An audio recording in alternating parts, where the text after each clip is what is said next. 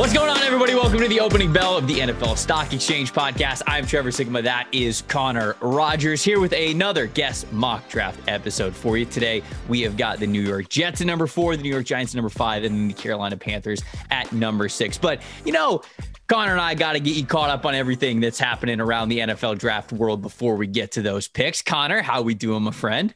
Good, man. It's the time of year, especially the owners' meetings are going on, which is interesting during our guest mock draft series, that you have pro days, you got media availability from GMs and coaches. They're never going to give you too much, but you can start to really put puzzle pieces together. So this is a fun time of year. You got everybody playing detective. Now even all of the media, Trevor, from the local beat writers to the national media, they've fully crossed over into our world, which is the NFL draft. So there's a lot more noise, which can be a bad thing in a way. But it's definitely a lot of fun having everybody involved on the guessing game. It also hasn't made it easier on the scheduling front, getting these guys in on the show to make the mock draft, the guest mock draft possible. It's been insane, dude. But no, we love it because it's great timing. Because like you said, like we're getting a lot of these guys, especially the Jets, the Giants picks, Carolina. Like this is perfect timing right now for the guests that we have and this series.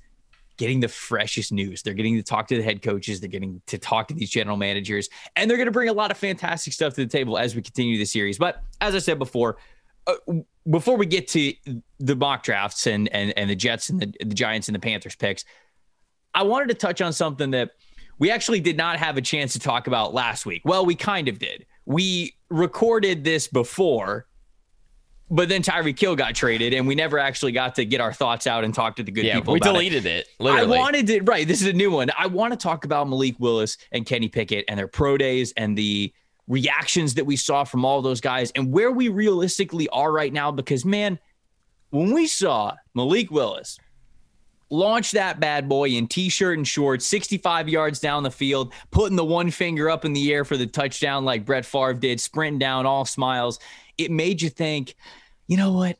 If he goes number 2 overall, I'll be happy about it. I'm okay with it. And it's like in that moment, you get so captivating, you get so okay with it. And for as much as I'm joking there, it feels like NFL teams are really buying into this dude, potentially even going as high as number 2 overall. What do you think about the Malik Willis Pro Day performance and where you might see him going now?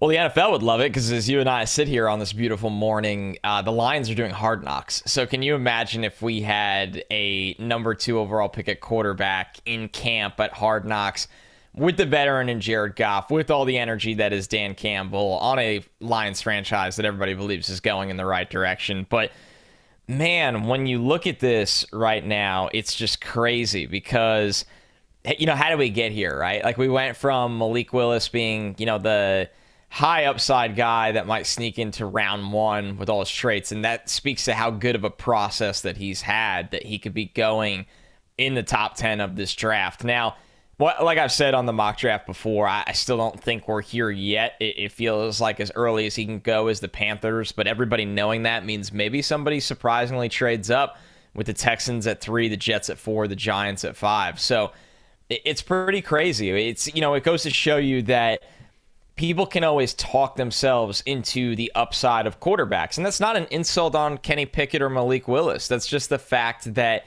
when these guys get in front of teams, they can sell themselves. I can be the leader of your franchise. I have all the tools. It just hasn't all come together in the college level yet right now, but it can at the next level of the NFL. So, I mean, man, it's the wild card of the draft, right? Because if Malik Willis goes at 2, then you have to wonder the teams that assumed they would have their pick of a quarterback. I look at it like this, Trevor. The more people you talk to, people are comfortable with Malik Willis and Kenny Pickett as round 1 quarterbacks. Mm-hmm. Not everybody feels that way about Matt Corral. Not everybody feels that way about Desmond Ridder. Not everyone feels that way about Sam Howell. So if there's a team that went into the draft saying we're getting our quarterback this year and they are stunned by a quarterback going number 2 overall, then the panic sets in and then the bidding wars come in. And then we could see people get aggressive for a Pickett or Willis, whoever doesn't go first, in a way that we didn't see coming. So this is just a total stick of dynamite right in the top 15 of the NFL draft. Dude, it feels as though the hype for Willis is just so much higher than it is for a lot of these other guys in terms of upside. allurement Yeah. right. And that kind of goes back to maybe the feeling of this entire draft class is that. Is he your top quarterback? Malik Willis? Yeah. I think he's going to go QB1. I had Kenny Pickett above him. So same. I just finished this, and it's crazy that we're sitting here almost in April, and I just finished this. That's how long. I just keep going back and forth, and the reason Pickett's number one for me is because of the floor. I think Pickett comes in, and there's a floor there that I'm comfortable with, and I love Malik, and he's rock solid QB2. He's just that home run hitter where he's, the batting average is really low, but if you connect, it's a home run, and there's a lot of development there that needs to be done, and I find it fascinating. This is a great litmus test in a sense of, and I get it. Guys would rather swing for the Allen, Mahomes, Burrow, Herbert because they know that can take them to an AFC title game and beyond than taking floor. But obviously you and I are more comfortable with Pickett. I just had to ask you that because it's ironically we talk so much about it and we never talk about how we individually feel. Yeah, right. No, I think that it's a foregone conclusion that Malik Lewis is going to be the top quarterback selected in this draft. I didn't have him at that when I kind of finished my rankings. I had it Pickett, Willis, and Corral and Willis are basically right there. If you flip them, I wouldn't hate it. But I'm the same as you. Yeah, so I mean that's kind of where I am with the quarterbacks. But it's clear that they would much rather invest in Malik Willis, which kind of, as I was saying, goes into the feeling of this class overall. Because I was just having this conversation with somebody. You look at Tyler Linderbaum. Tyler Linderbaum is going to be a top 15 player for both of us, I think. Tyler Linderbaum is one of the cleanest players in this entire draft. What you see is what you get, and you could have a Pro Bowl type of player here.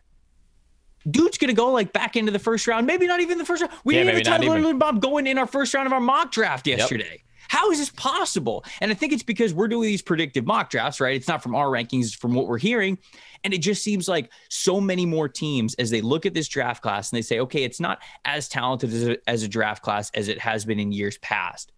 So instead of playing it safe with some of the higher floor players, it seems like more NFL teams this year are taking that swing of the bat, that they're just going, we're going to hit for the fences. We're going to go for guys like Malik Willis, guys like Trayvon Walker, guys like whoever it is that's really going to pan out. That I don't want to say are projects. Projects always come with such a negative connotation with them, but there's a lot of work before these guys really figure it out and become these full-time starters and solidified guys with where their draft status is right now. So it just feels that's the theme overall, is that this year's draft class is going to be more about teams being aggressive and taking risk than playing it safe on prospects that might have a high floor. And I think that's just the way that I'm reading the tea leaves in the NFL right now. And I think you're exactly right. I think guys believe they'll get fired by drafting high floor, low ceiling players over and over again. And I don't know if that's necessarily right, but it's a justified feeling of NFL front office members that they will pick all these guys that are good players, not great players, and they're going to fall behind because of the NFL will never be, the NBA, right? These super teams, you got to have stars, and then you go so far. But we are seeing an aggressive NBA style of offseason that we have never seen before, of the top teams just throwing haymakers at each other, especially in the AFC, because everybody is so worried about, how do I get past Patrick Mahomes? Mm-hmm. How do I get past Josh Allen? How do I get past Joe Burrow now? And that's not even factoring in year 3 is going to be a mammoth year for Justin Herbert, right? So now you have look at the press conference the Browns just had this week. They were willing to pull down their pants, show their entire ass to try to get past these teams in the AFC. That's where we are. And, You're not wrong. You're not wrong. It was unbelievable to witness. And then you look at, obviously, the Broncos on a totally different scale. I'm not grouping them with the Browns, but the Broncos traded a lot to get Russell Wilson because the Broncos have a really good roster. They've had a really good roster for a long time. But the Drew Locks of the world, the Teddy Bridgewaters of the world, they couldn't get over that hump. And they said, you know what? We're going to trade it all. We're going to get Russell Wilson. And now we think we're in the Royal Rumble with the Bills, the Chargers eventually. I keep saying that, but obviously the Bengals deserve their credit. The Chiefs are going to be there. The Ravens, I don't want to forget about the Ravens. They have an MVP quarterback. It's almost completely changed the mindset of a lot of evaluators in the NFL right now. We are witnessing it with Malik Willis as a potential top 6 pick. So let's see if Malik Willis goes off the board here in this guest mock draft. We got 3 great guests for you. Connor Hughes picking for the New York Jets. We got Pat Leonard picking for the New York Giants, and then Jonathan Alexander picking for the Carolina Panthers. That's who it is. That's the team. I forgot the draft order now myself. Before we get to that, we do have to get some housekeeping things out of the way. NFLSC, that's the promo code for you right now to get 25% off any PFF subscription over at PFF.com, whether it's an edge, an elite, a college, whatever it is. If you want to get that premium content, the draft guide, the fantasy football guide, all of the in-season betting tools, everything, you could do so right now with a subscription and get 25% off and help this podcast out by using the promo code NFLSE+. I mentioned fantasy football. There's a new fantasy football game coming around called All 22. It's a game that hundreds of PFF employees have already been playing. I've been playing myself. I got to do the draft last year, and it was a lot of fun. Essentially, it's fantasy football meets a Madden fantasy draft. That's what it is. You are drafting not just offensive skill players, but full teams, offensive lines included, and you are scored based on their PFF graded performance. So you are trying to build the best roster, not just the one that's going to have the best stats, the best overall roster week in and week out, going head to head against your buddies in a league. Join the waitlist right now, all-22.com, with nothing more than your email. If you join the waitlist before the NFL draft, you'll get a free promo code and the subscription to All 22. Waitlist users will even gain access to premium content like the inaugural draft guide, in-season strategies, feature releases, and so much more. Be sure to follow All 22 at All22_PFF on Twitter. All 22, it is premium fantasy football powered by PFF. All right, let's get back to this guest mock draft series with number 4 and the New York Jets. All right, the Jets on the clock with the first of 2 top 10 picks in this year's NFL draft, picking at number 4, and we are bringing on Connor Hughes from The Athletic, who has covered this team quietly for a long time now. Connor, you are all of a sudden one of the veterans on the Jets beat. You have seen a lot in a short time, and it's a nice year for you that there was no coaching change, no GM change, all things going forward. So how has everything been? Is this one of the more tame off seasons you've seen in a while? The ones that I can remember, yeah, man, because there's no quarterback controversy. There's no quarterback decision. There really hasn't been, knock wood, any drama around the team. The coach is coming back. The GM's coming back. It's just been, I don't know. It was actually funny. I was talking to one of the Jets media relations staffers down here at the owners meetings. And I said, man, I was like, this probably has to be the most relaxing thing because we're going into these conversations with Woody, with Christopher, with Joe, and with Robert. And I'm like, I don't think there's any drama to pick on. There's none of it. So it's been pretty relaxing. And I'll tell you what, if this is what it's like for the foreseeable future, sign me up yesterday. Yeah, for sure. I think the one difference is the elephant in the room is this team has to start winning football games soon. Yeah. And you've seen a lot of losing seasons recently. Yeah. It can't all be put at the blame of not just Joe Douglas, but of course, Robert Saleh, who's only been here for a year. So this is a team that spent a decent amount of money in free agency. We've seen them try and come up short on some big trades. Internally, is there a feeling of, all right, we've had enough of the 4-win seasons. We're finding ourselves in the top 10 of this draft over and over again. With all the trades we've done, we've built ourselves up for this was the offseason of all the ammo. Is there any kind of different level of urgency with this organization to start winning?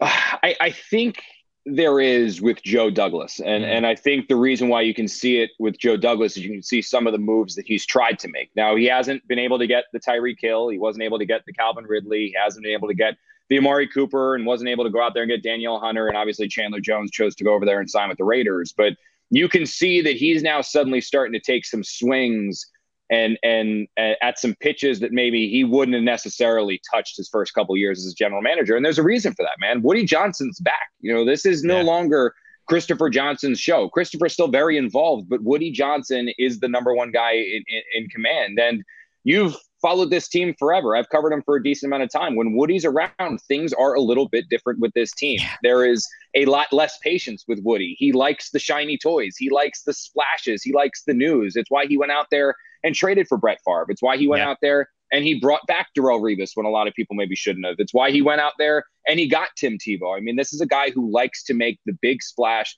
on the deep end of the pool. And to have Joe Douglas be the general manager who is so not that, it's been interesting to see how they work. But I think what you're seeing is an owner now who's back in the fold that is not going to be okay with his losses piling up. He's not going to be okay with another 4 or a 5 or a 6-win team. He wants the playoffs. He wants contention. He wants seats in those stands.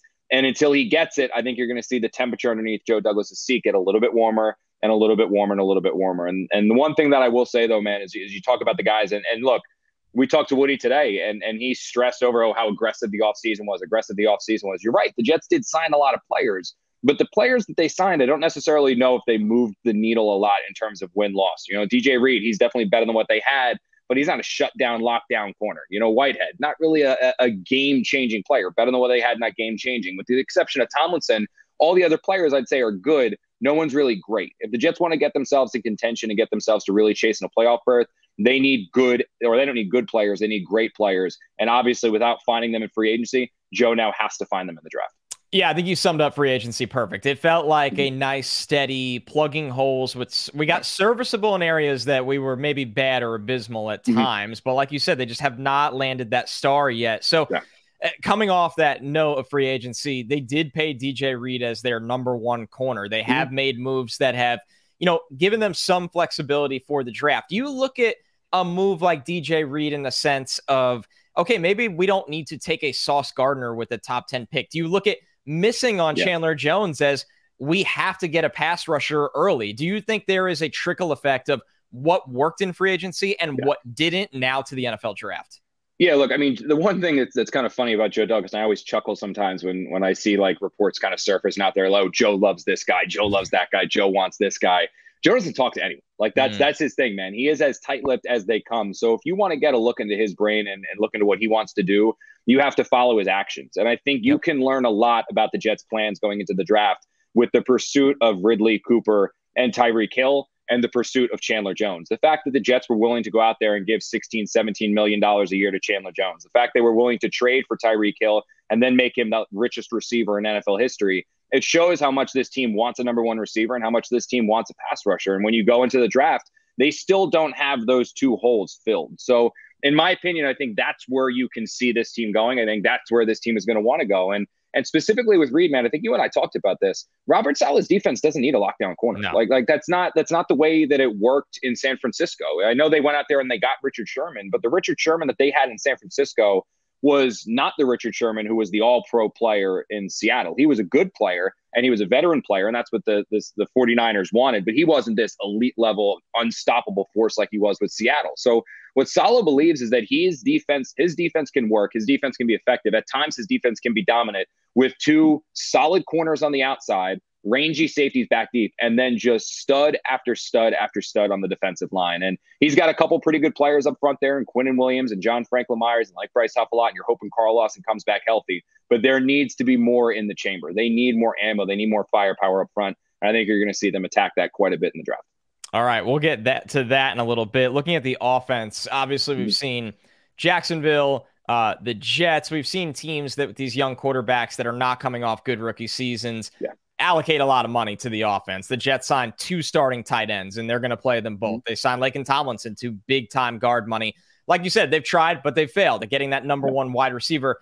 How close do you think they are to having it right to evaluate Zach Wilson, where, okay, you brought back Braxton Berrios as well, but he's a number 4, and you've talked about this a lot. How do they think they are close enough where they go, okay, with this offense, we're going to learn if he's the guy, or we're just not there yet? This is Sam Darnold all over again. And that obviously ended the way we kind of expected. But do they think they're close enough that it's fair to evaluate him?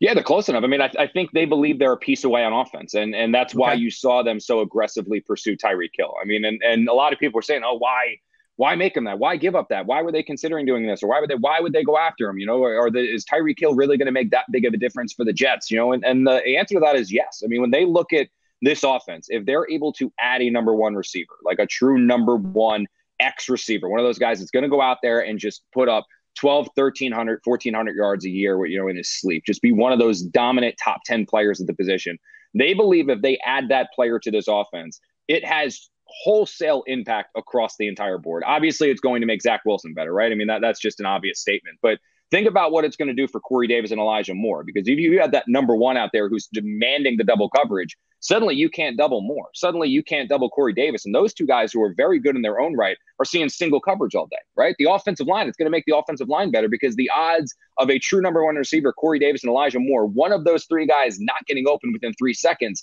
it's probably pretty slim, especially considering the fact that they're going to be, again, two of those three are going to be seeing single coverage. Makes Michael Carter's life easier because obviously if you've got those three wide receivers, you're not going to stack the box. So they do genuinely believe that adding that number one receiver would change the landscape of the offense, open up the offense, and really take this entire scheme to another level because of the impact it would have on just about everyone, especially Zach Wilson under center, because you really this would be completely different from the Sam Darnold situation. This would be Joe Douglas finally surrounding his quarterback with quote unquote protection and playmakers. That's what this would be if they're able to get that number one receiver. Unfortunately, you see these number one receivers going hot and heavy, and you kind of wonder who's the next one and where they're going to find it, especially in a draft that doesn't necessarily have Chase or someone like that in it. That's exactly where I wanted to take this. We know that there's no definitive signs that A.J. Brown or DK Metcalf, those are more generated, I think, fan hopes and rumors. Yeah, the Brown one I don't get. Like that, somebody came up to me and I was like, I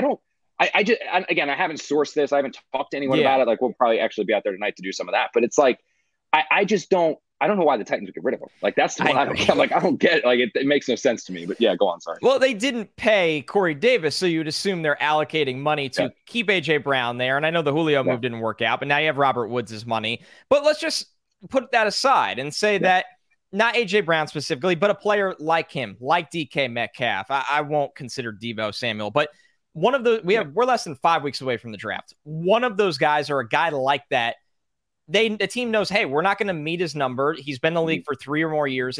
He's due for an extension. He won't play for us if he gets that extension. Is Joe Douglas on watch at this point where he's going, okay, if a number one becomes available, like we saw with Tyreek Hill, I have the ammo that I don't even have to give up a first-round pick, but I have the cash ammo, which is a giant domino, and the assets in the top 50 to get this done, and we want to get this done. Yeah, yes. Yeah, that's okay. Yeah, absolutely. I mean, that is 100%. I mean, Joe kind of hinted at it when we talked to him at the end of the season, when we did that end of year press conference. He hinted at it then because he said, with our assets, with our money, with our cap space, with our draft picks, we have the means to be involved in whatever player acquisition route we want to be involved in, and when we talked to Woody Johnson at the owners meetings just now, he pretty much reiterated the same thing in his own Woody Johnson way, where he said, we didn't get Tyreek Hill, but I fully expect us to be involved in whatever player comes up. So if one of these guys is made available, if Brown is made available, if Metcalf is available, the Jets will absolutely 110% go after and pursue and get that player to be the game changer. And the one thing that we've also seen change a little bit this offseason, and I think we've seen it very much so with this Tyreek Hill edition, or the Tyreek Hill pursuit, I should say, is that the Jets are also turning their attention a little bit off of the choir boy acquisition, like there's been in years past, where there's been the, no, we want the sparkling clean record off the field. We want the good players in the locker room. I think they realize that, you need a foundation of that. You need foundation of those guys, but you also need some dudes who can play ball. And when they went after Tyreek Hill, it showed you they want players who can play football. DK Metcalf, another guy who's throwing some never like Tyreek Hill off-field stuff, but you can see like some Odell Beckham-like persona on the sideline. A lot. Correct. Exactly. Yes, everybody knows it. Yep.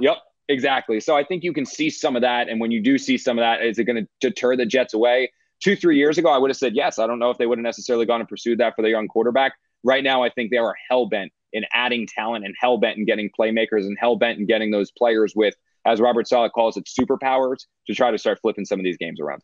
All right, before we get to the 4th overall selection, the last thing I had on the offense was Mekhi Becton, right? Last year, they were in a unique situation that they were able to get Morgan Moses for pennies on the dollar in June when nobody had any free agent money. They went into the year with 3 starting caliber tackles, and thank God they did, because Mekhi Becton gets rolled up on week 1. He's out for the year. I follow you religiously, especially during training camp. And if you follow Connor, you knew that Carl Lawson was whooping ass. I mean, he was beating Becton left and right, where it was, okay, are Moses and Fant going to play? Is Becton going to play?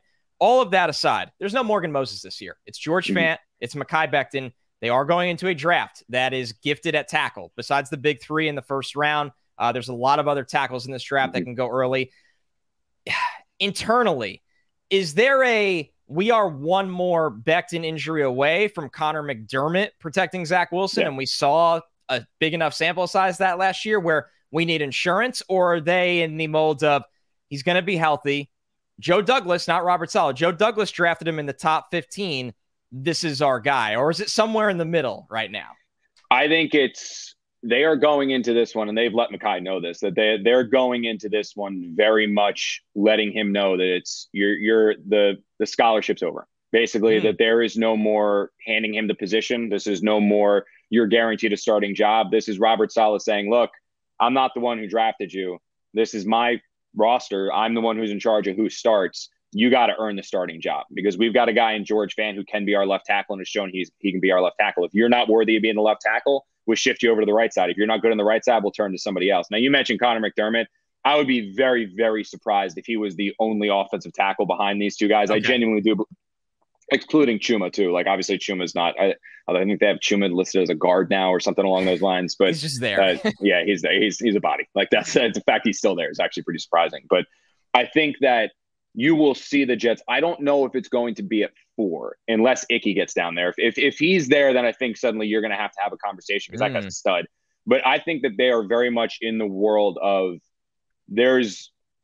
I'm under the belief that they're going to draft an offensive tackle at some point within the first 3 rounds, potentially within the first 2. Like I genuinely believe that's going to happen. I don't know if 4 and 10 is where it's going to be, again, unless Icky's there, but I think you could see one in the second round. And the reasoning for it is not just to put the pressure on Mekhi Becton, not just to heat things up with Mekhi Becton, but because of the fact that you need to look down the road as well. You know, George Fant's in the last year of his contract. He's probably not going to be coming back to this team at 33, 34 years old, where they're going to extend him deep into his 30s. So you're going to need another tackle in here anyway. So why not get your guy now? You know, you have George Fant's replacement for next year, but you also now know you have somebody who, if something happens to Mekhi where he gets hurt, or something happens with Mekhi where he doesn't take the step that the Jets are asking him to take, or he doesn't show up in shape, or basically the Mekhi Becton they had year 1 and 2 is back in year 3. You now have the guy that can step in and play in place of him, because, like you said, I mean, going with McDermott in any capacity as a starting role, I mean, that's gonna. They could have gotten Tyreek Hill, DK Metcalf, and AJ Brown. It wouldn't matter if you got McDermott starting one of those tackle spots. Yeah, that would create a Bengals situation at best. All right, So you are on the clock at number 4. Jacksonville took Aiden Hutchinson, no surprise. The Lions took Trayvon Walker, and the Texans took Kyle Hamilton. Mm-hmm. Leaving an interesting situation that you already touched on, where Ekwonu's there, Neal is there, Thibodeau's there, Jermaine Johnson is there, Sauce Gardner is there. I know at the top of this, you said they know they need a front 4 player so badly. Where are you going here with the Jets with the number 4 overall pick? Yeah, it's funny. When we talked to Saleh here at the owners meeting, I asked him this. I was like, there is a very real possibility that you're going to be on the clock at number 4. And there's going to be a very, very good offensive lineman there. And there is going to be a very, very good pass rusher there. And we know from talking to Joe Douglas over the last 3 years, that guy could have a offensive line of all pros, and he would still be trying to tinker with it and improve it. Obviously, we know, going back to San Francisco's run on pass rushers when Robert Saleh was there, they're going to draft a pass rusher every single year and just keep adding him in there, and then trade for him too, because they went out there and they traded for Ford. So you've got now a war room where you have one guy that says, God damn it, give me all the pass rushers, and the one says, God damn it, give me all the offensive linemen. Who's going to win? And Saleh joked it's going to be a bare knuckle fist fight in the war room, and whoever wins is the one who drafts it. But in this situation, look, I mean, we've seen the run on quarterbacks that have either stayed in the AFC or gone to the AFC. Watson, obviously, now with the Cleveland Browns. Russell Wilson's with Denver.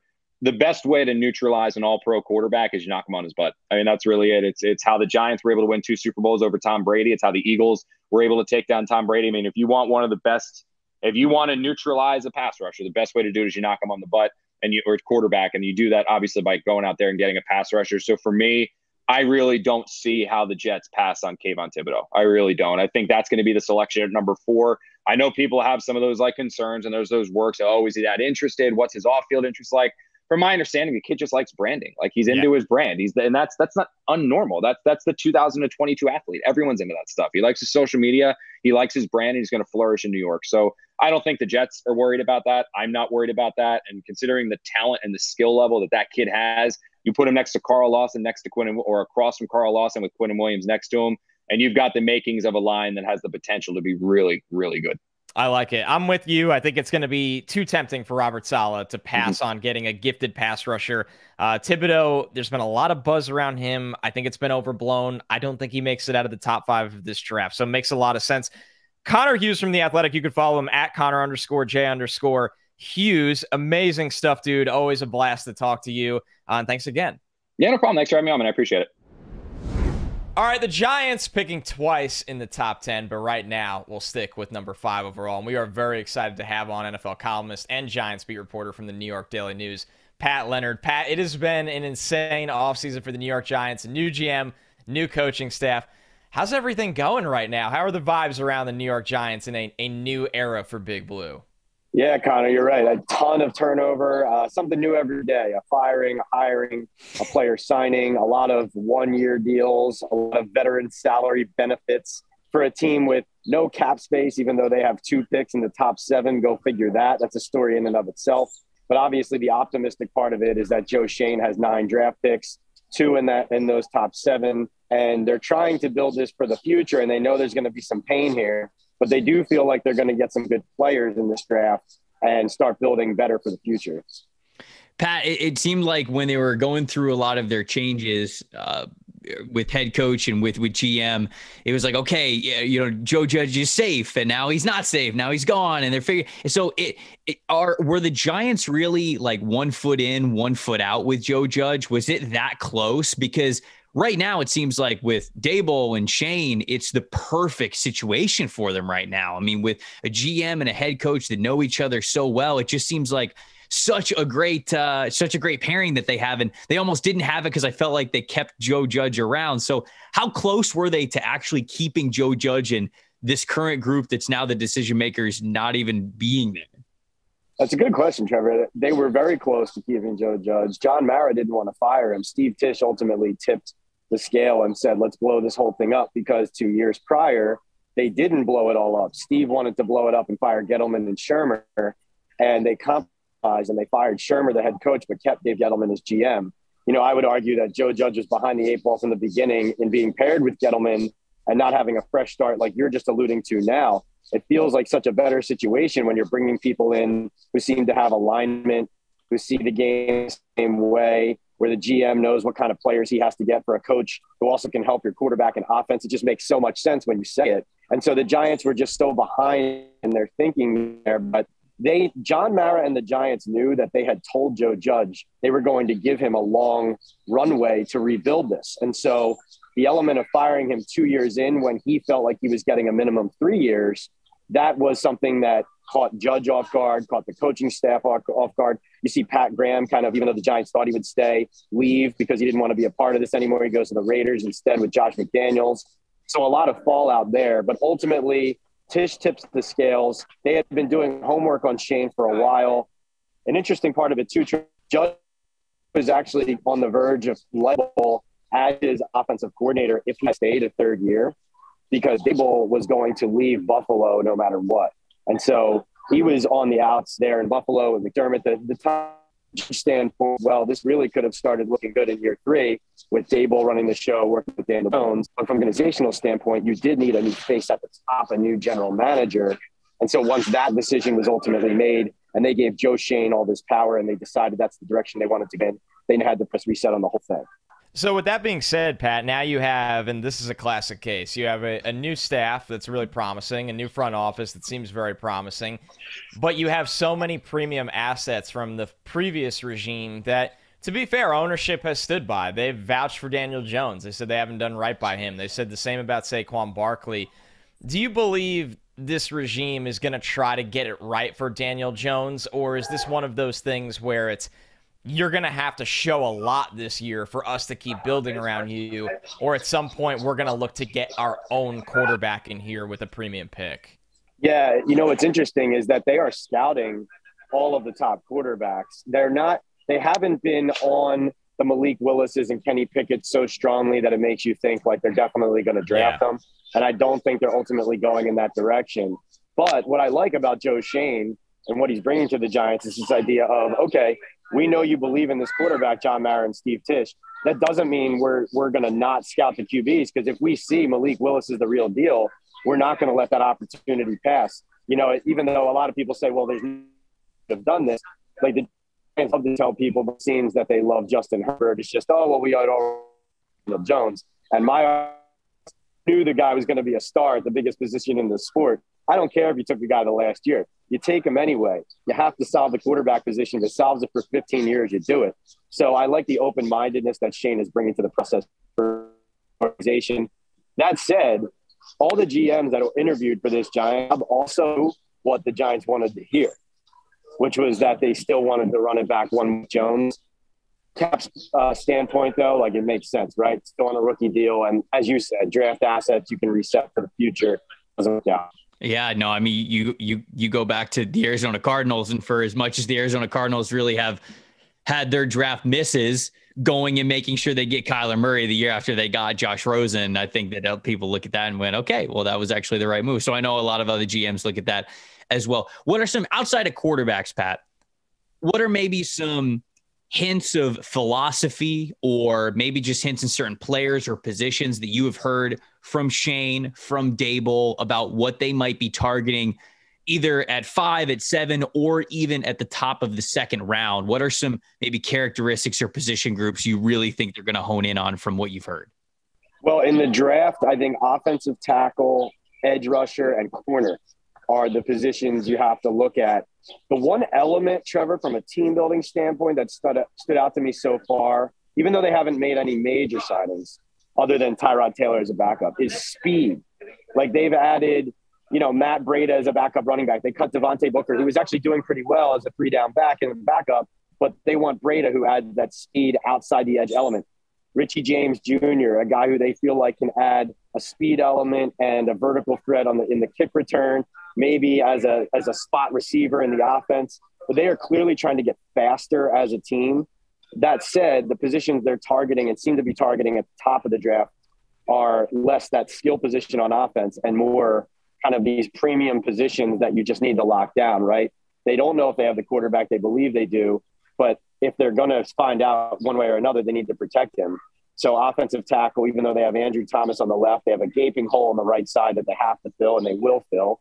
And then they've been really in on corner. And with James Bradbury expected to be traded soon, they already have a need with him on the team. So if they trade him, they have an extra need at the corner position. And I'll be totally honest with you, Trevor and Connor, I don't know how to rank these edge rushers, like as far as when their picks come up, who's going to be there, who they like, who they don't like. That is the one position I would tell you I am, and I think a lot of people are still working out in their minds, how much are they going to invest, how high? Because Wink Martindale, as you know, produced a lot of pressure on quarterbacks, and the Ravens hit a lot on middle round edge rushers, right? So are they going to invest big time first round and second round in that position, or are they going to work the middle rounds? And the final thing I would just add quickly is they have been looking at receivers. I'm not saying they're going to draft one in the first or second, but they definitely have been looking at that position. If Darius Slayton doesn't stick, yes, you have Kadarius Toney and Kenny Golladay, and they have Sterling Shepard back on a pay cut, but there's always room to add speed and playmaking to that position room if you're the Giants as well. I'm glad you brought up Wink Martindale, because that is obviously a hire that's met with a lot of warranted praise. It's a big hire. It's a bold hire. It's a total. When you hire Wink, you know what you're getting in that system. You said it. You're bringing pressure. You're asking a lot of your cornerbacks on the outside to hold up in man coverage. There's just no doubt about that. And when you look at the construction of the Giants roster, especially without Bradbury, that becomes a very hard system to run. So how much influence do you think they will get? If they went out and made the bold hire of getting a guy like Wink, how much influence do you think he has early on in this draft? Not even just the 2 top 10 picks, but an early second round pick as well. Yeah, no, I think they have to, as you're just pointing out, they have to have an outside corner that they find early in this draft who Wink trusts to put press man on the outside and go to work and send some numbers to the quarterback and generate that pressure. From my vantage point, from what I can see, he has a ton of input into the type of player that they need for his defense. And so, as one person was telling me, like, he's a back to front coordinator in the sense that, and you guys know too, you look at those numbers of the Ravens defenses, his 4 years, those first 3 years lights out. Last year, when it didn't go as well, what happened? He had a ton of injuries to his secondary. And, you're playing some either younger, inexperienced, or guys kind of above their level if a number 2 is moving into a number 1 slot, whatever. And so he's coming off a season where he loses his job and it goes wrong in Baltimore purely because the secondary didn't hold up and wasn't up to snuff. And so that's the input he is providing into how this defense can stay relevant and actually get better, especially when, like, listen, I'm not saying Logan Ryan's the best player in the world or anything, but he was giving the Giants some good leadership and some good ball for what you were expecting him to do. Bradbury last year, a lot of people don't know, was playing through a lot of injuries. So his 2020 self was closer to who he is than his 2021 self. So they're getting rid of their 2 good players. So Wink is stumping for playmakers at those positions. And Joe Shane, one thing I can tell you that I know about him, I'm still getting to know him. He is smart and he knows what he's watching when he watches tape. I can already tell that. And so when he's watching corners at the top of this draft and Wink's telling him what they need, there's no doubt in my mind that they're targeting that position. All right, well, let's put you on the clock. Whether it's a defensive player or an offensive player, let's put you on the clock here at number 5 overall for the New York Giants in this guest mock draft. We've got Aiden Hutchinson, Trayvon Walker, Kyle Hamilton, and Kayvon Thibodeau all off the board. So you got all the offensive linemen left, and you got some edge rushers. Of course, corner hasn't been touched as well. So, Pat, for number 5 overall, who would you be taking for the Giants if the board fell like this? So, okay. I'm going to preface this with I'm constantly expecting right now Evan Neal and Ikem Ekwonu to be off the board. If they are on the board like this, it throws it into a little bit of chaos because I view this as a decision between, most likely the way I see it falling, Charles Cross, the offensive tackle from Mississippi State, and Ahmad Sauce Gardner, the corner from Cincinnati. Obviously, the Giants have 2 picks up here. My answer for you right now is Charles Cross. I know the Giants love him. I know they think he can play on the right side. That is also, like, I'm prefacing it with, obviously, Ekwonu's a guy, he looks like, even if he doesn't end up starting a tackle his whole career, he seems like a safe pick to start on your offensive line for years and years, whether it's at guard, at tackle. So it could easily be him or Evan Neal if he unexpectedly falls. But as far as who I think is most likely to be there and who I know for a fact the Giants have been very high on for a while now, I'm going to go with Charles Cross, the tackle from Mississippi State, athletic. And really, if they mean what they say about protecting Daniel Jones, giving him every chance to succeed. And I'll tell you what, like John Mara said this week, he said, like, our offensive line is going to be better, God willing. And he's rolling his eyes. Dable said to us at the combine, hey, any members of the media want to try out for offensive line? Like, Joe Shane made a crack about, well, we only have 5 damn healthy linemen on the whole roster. Like, they can't stop talking about it. So if it's not an offensive lineman, it's Sauce. But Charles Cross would be my final answer at this moment. Which is not that crazy. I think that people are going to look at it and say, Evan Neal and Ikem Ekwonu are on the board, but there are plenty of people who have Charles Cross as offensive tackle 1. It's just not mocked this commonly. So I think I love that Pat's doing this. He's given us a peer behind the curtain for the Giants. What do you think about this one? I mean, it's awesome. Number one, it's because nobody is factoring in the fact that Cross is in, I call it the big 3, right? When you look at Neal, when you look at Ekwonu, yes. It's amazing how Cross isn't lumped into that group as much as he should be. I think he's the best pass protector of the 3 as a pure tackle. He's obviously a good athlete. He's got really, really long arms. He's not coming from a Mike Leach system necessarily. He wasn't a Mike Leach recruit where he's recruited for that system. He's a NFL level kind of build. So, Pat, before we sign off, I'll ask you one question that me and Trevor struggle with every time we do these mock drafts. If they take it could be Cross, Neal, or Ekwonu, is Andrew Thomas more likely to stay where he started to find some success? Or do you think they're going to balance this out, maybe move him to the right side? Is there any inkling of how they want to plan to use this offensive line and Thomas's long-term future with a rookie coming aboard? I've seen no indication and received no indication that they intend to move Andrew. Makes sense. I think, and everything I know and have heard have been told is they think they're leaving him there. They trust him there. And that this second surgery he had, like, let's see if this pans out or not. But basically, he had a surgery on his left ankle 2 years ago, and they thought they fixed the problem, but he ended up still having bone spurs in the ankle that they didn't take out. They didn't realize were a problem.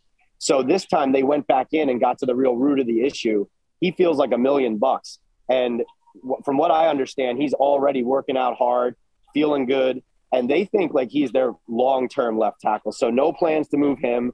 That's why the Giants and other teams, as you guys know, they really wanted to see Cross at right tackle at his pro day. Yep. And he did a ton of work there and did a fabulous job. And the Giants were already over the moon about him. And so after that, it was just all the more reason to think, well, that we can circle on the depth chart where they want to plug the hole. And now they know this guy could do just that. Well, as somebody who had Andrew Thomas as OT1 in that draft, I love hearing this, baby. I love hearing it. Let's get more healthy. Let's get a little bit better. I'm a big New York Giants fan, so I hope that I get validated in that regard. Everybody go follow Pat Leonard on Twitter. Follow all of his incredible work. He does such a great job covering the New York Giants, covering the NFL. Obviously, as you heard from just this 15 to 20 minutes, he'll give you nuggets the second that you start listening to him. Pat, thank you so much for coming on and making a pick for us here, my friend. You got it, Trevor and Connor. Thank you so much. I really appreciate it. All right, joining me now to pick for the Carolina Panthers here at number 6, we have Jonathan Alexander, who covers the Carolina Panthers for the Charlotte Observer. He is live on scene at NFL owners meetings, so we appreciate him taking the time here to join us a little bit. Jonathan, how are you doing, my friend? I'm good. How are you? I am doing great, man. I've been excited about this one, getting ready to get to Carolina's pick because this is such a interesting draft pick. I know that you know this team better than so many other people do, so I was looking forward to picking your brain about it. Let's just take it back a little bit. We've got 2 back-to-back seasons now with Matt Rule having just 5-win seasons. And I know there was a lot of hype about Matt Rule coming in with David Tepper and Scott Fitter, a new era in Carolina, but it hasn't exactly started off great to the point where, it's talked about that Matt Rule might even be fired after last season. How close do you think that was to them maybe moving on from Matt Rule? How much confidence did they have in him moving forward? And how hot is his seat going into this offseason, this draft, and into next season? Yeah, I'm sure it was a consideration. Probably, I'm sure it was probably a thought. But, it never got to that point. They were embarrassed 5-11 after 5-12 after that second season. They made some moves because they thought that they could be a playoff team. And then, they end up losing their last 7 games in a row, I believe.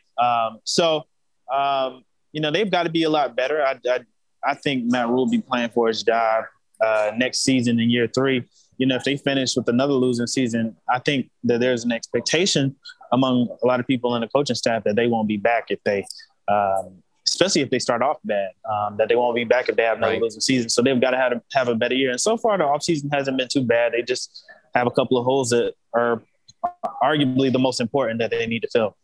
Yeah, one of them is at quarterback, and I guess there's some debate with that, right? Because they still have Sam Darnold on the roster. But I'm curious what the whole journey with Sam Darnold has kind of been for this team, right? When they traded for him, how excited they were, and how he wasn't exactly the quarterback they thought he was, or maybe should have, since he looked a lot like he did when he was with the New York Jets. Where is this team on Sam Darnold right now? Because Carolina is really the realistic start to where in this draft, we talk about Malik Willis or Kenny Pickett or other quarterbacks. It really starts at number 6 overall as potential landing spots for those guys. So how much do they still believe in Sam Darnold is kind of my question compared to the other quarterbacks they might have on the draft board. I think, to be honest with you, I think they have to believe in him just because they might not be able to replace him this year. I think we saw what we needed to see from Sam Darnold. He struggled. He has a tendency to struggle when he has pressure and makes bad decisions. I think they know that. I think the thought is that they think he can be a little bit better under Ben McAdoo. However, they know for 100% certain that he's not the long-term answer at quarterback. They are still looking to upgrade. And if they can find that guy, whether that's in the draft or via a trade or, free agent is kind of dried up right now. Right. But if they can find that guy, then they'll make that move. Well, they were certainly, doing I want to say due diligence, but it's a lot more than that. We learned that they were in on Deshaun Watson. It sounded like they were in on Deshaun Watson for a really long time, even before this. now that Deshaun has moved on, they don't have the chance to get him. Are they putting that same kind of effort and energy into this quarterback class? Like really looking into guys like Malik Willis? Have you heard that from the coaching staff and the GM? Like, have they been floating around how much work they're doing on these guys? Do you think, because you mentioned it there and you kind of said it with a laugh, that they kind of have to think about upgrading, or, you know, they don't really, they have to roll with Sam Darnold, but they would love to upgrade if they could. Where are they with this quarterback class, do you think? Are they buying in? Are they still doing research? Or are they out on these guys? What do you think?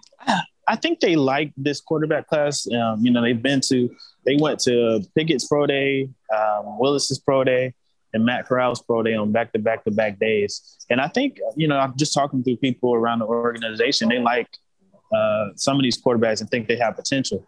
Now, there is a thought that this class isn't as strong as other classes in the past, or, you know, next year's class. So they're examining that, whether they should take a chance. I think picking one of those guys at 6 is viewed as a little too high. But you know, I think that that's going to be one. I don't think they've made a decision yet, but that is going to be under strong consideration at picking a quarterback if one of the best players available isn't on the board. So what about the rest of the roster? You know, I think a lot of people talk about offensive line with Carolina for sure, but there's other positions as well. You mentioned kind of some of the things that they did in free agency. Were there any particular moves that they did in free agency, putting money in one place, prioritizing one position, that made you think that might influence where they're going at number 6? Yeah, I think, you know, you saw them they signed a center, Bradley Bozeman, and then a guard, Austin Corbett. So, you know, offensive line was their worst, you know, position. Offensive line and quarterback together were their worst position moves. So they've tried to do what they can with offensive line. Now they have to fill left tackle, which is going to be important. But they think left tackle is pretty deep, and they think that they can address that in this year's class, and that'd be the most cost-efficient option. So they've got to decide between whether they want to draft a quarterback and a left tackle. I think whichever is the best player available, they'll go with. So, yeah, but they also, in free agency, they signed a safety, which they needed, and a linebacker as well. So Xavier Woods is supposed to be really good. Not really sure about the linebackers they got, but they felt like they filled some of the holes they needed. And now they hope to draft an offensive tackle or quarterback. How tempting might it be for them to trade back? Because this is a team that, you know, they pick at number 6 overall, and then I believe they don't pick again until the 4th round. And so that's just such a massive gap for a team that finished with just 5 wins in each of the last 2 seasons. So are they going to be tempted to trade back? Have you heard any kind of talk with that? Of course, I think every team has all of their options on the board, but you mentioned how desperate Carolina is for a franchise left tackle or for a quarterback. Do you think it's much more likely that one of those guys would be the pick at number 6, or do you think that they really have a chance to move back and get some extra picks throughout this draft? Yeah, absolutely. I absolutely think it's a possibility. I mean, it really, though, depends on what they can get back in a trade back, because, you know, the Panthers, they don't have a 2nd or a 3rd round pick. They don't pick again after the 1st round. They don't pick again until the 4th. So, you know, they believe if they can get, you know, fill at least one of those picks, still getting somebody they think they can get in that 1st round, then that'll be under strong consideration. I think that is a high probability. I know they'll look at it. I know they'll inquire around, and I know they'll take calls for that trade back. So I do think it's a good probability that could possibly happen. So let's put you on the clock here. I'll put you on the clock at number 6 as I kind of pull up the draft board here. Off the board so far, Aiden Hutchinson, Trayvon Walker, Kyle Hamilton, Kayvon Thibodeau, and Charles Cross. So we got some good offensive linemen still on the board for you at number 6. We also have the quarterback class, which has not been touched yet. Jonathan, if you were making this selection for the Carolina Panthers, where do you think they need to go here at number 6? Who would you be taking for them? In this case, if this is where the Carolina Panthers, I think they would go left tackle Evan Neal. I think they think very highly of Evan Neal. They believe he's the day one starter, and he can transcend, that offensive line. So Evan Neal would be that pick. I think that makes total sense. Do you think it's the top 3 offensive linemen? And I guess I'll just ask you about those 3 guys overall, because you have Evan Neal, which you mentioned there, who you took, who I think is a great option for him. You have Ike Ekwonu from NC State, and then you got Charles Cross from Mississippi State. Charles Cross wasn't on the board here in this draft, but have you heard any rumblings one way or another how Carolina might rank these guys, where you think they would be, in what order on their board, who they might like the most? I know that some people prefer Evan Neal and Ike Ekwonu more than Charles Cross, but I think they think all 3 of those guys will be day 1 starters, and they wouldn't be mad if they got one of those guys. But I do know that, the opinion was that Evan Neal and Ike Ekwonu were the top 2 guys that they liked among the left tackle. All right, there we go. Anything else before we get out of here? Any draft nuggets you might have heard from owners' meetings, or where they might be looking, or anything in this class that they, a position, a player, anything like that, they might be looking at as well as the draft goes on?